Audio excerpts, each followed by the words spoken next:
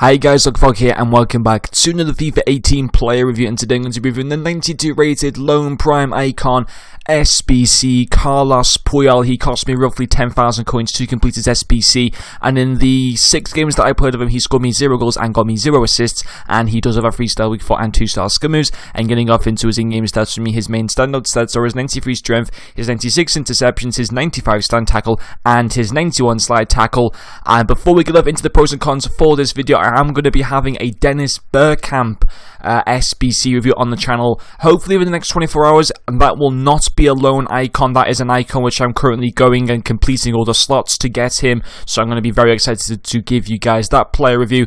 But first of all, I thought we would do Carlos Puyol since I was just able to get him quicker than Dennis Bergkamp. But anyway guys, getting off into the pros for this Puyol card, his first pro is going to be his tackling. Very good tackling, 95 stand tackle, 91 slide tackle, 96 interceptions was very impressive. He made a lot of good interceptions, which was very pleased to see, and obviously his stand tackle and slide tackle, as expected, were very good. But you would certainly expect that, and obviously if you're going to be paying 600,000 coins for this card, you want somebody that's going to be able to make tackles, and I can assure everyone Puyol can make tackles, so that's pretty good.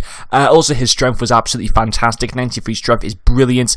He isn't the tallest of players, so I was a little bit surprised to see how good his strength actually was. Also, 91 aggression is very nice, and 85 stamina is good, so you are not going to get tired with this Puyol card. He's definitely going to have good stamina, which is very important and nice to see.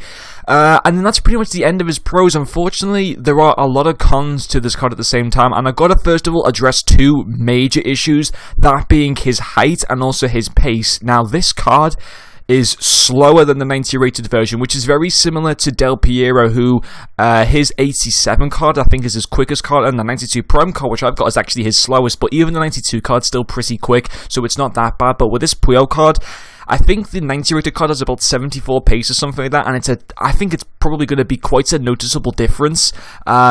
He just was very slow. I mean, 69 acceleration and 70 sprint speed was just not good at all. Very slow, and it made him feel quite sluggish as well at the same time. And also at the height of 5'10", you want somebody, in my opinion, is going to be at least 6'2" as a defender. You know, you want somebody, when you're paying 600,000 coins, you want a big, tall defender. You may as well just go out and buy the 88 rated left back Maldini and play him at centre back, and he will do better than this Puyol card.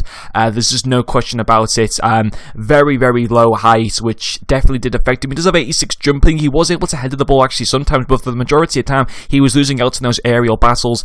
And as you said, once again, 600,000 coins, you want somebody that's going to be doing well in the air and all that good stuff, because, you know, that's very important for a defender to be able to win aerial battles, and he cannot do that for the most part, which is a big, big shame.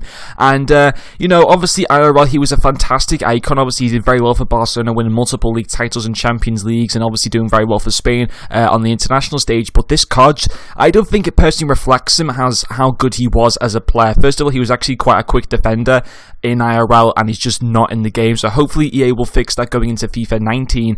But yeah, overall, I just wouldn't recommend you guys doing this SBC. In fact, I can understand people doing him if they want the prime icon Maldini, who will require a centre-back to be submitted. I can guarantee that right now. So I guess in that way, he would be a good SBC to do. But for the most part, I wouldn't recommend doing him, and I would quite actually stay clear of this card and look at other defenders to potentially go for. But anyway, guys, that's going to finish off this player review. Thank you very much for watching, and I'm going to see you guys later.